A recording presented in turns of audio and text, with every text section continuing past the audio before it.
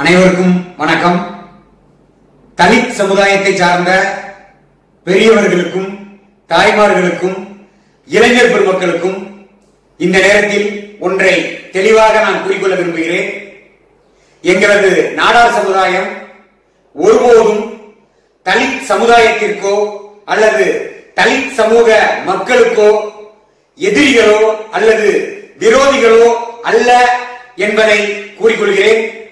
தலித் சமூகம் மட்டுமல்ல, அனைத்து சமுதாய மக்களிடமும் நாங்கள் சகோதரத்துவத்தோடு பழகி வருகிறோம்.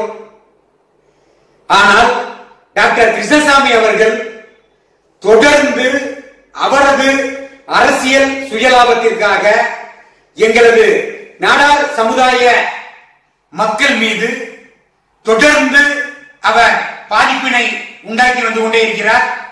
எனவேதான் அவரை நடக்க இருக்கின்ற இந்த 2019 பாராளுமன்ற தேர்தலில் தென்காசி தொகுதியில் அவரை தோற்கடிக்க எங்களது பணநாட்டுப்படை கட்சி முடிவெடுத்துள்ளது. மேலும் அதே தென்காசி தொகுதியில் போட்டியிடுகின்ற பிற அரசியல் கட்சியின் வேட்பாளர்கள் அனைவருமே தலித் சமுதாயத்தை சார்ந்த வேட்பாளர்கள் தான் என்பதை அனைவரும் அறிவர். நாங்கள் அவர்களுக்கெல்லாம் எதிர் பிரச்சாரங்களையோ அல்லது அவர்கள் தோற்க வேண்டும் என்றோ நாங்கள் எந்த ஒரு கருத்தையும் இதுவரை பதிவிடவில்லை. ஏனென்றால் தலித் சமுதாயமும் மென்மேலும் வளர வேண்டும் என்றுதான் நாங்கள் நினைக்கிறோம். அவர்களது வளர்ச்சியில் எங்களுக்கும் மகிழ்ச்சியே உண்டு என்பதை கூறிக்கொள்கிறோம்.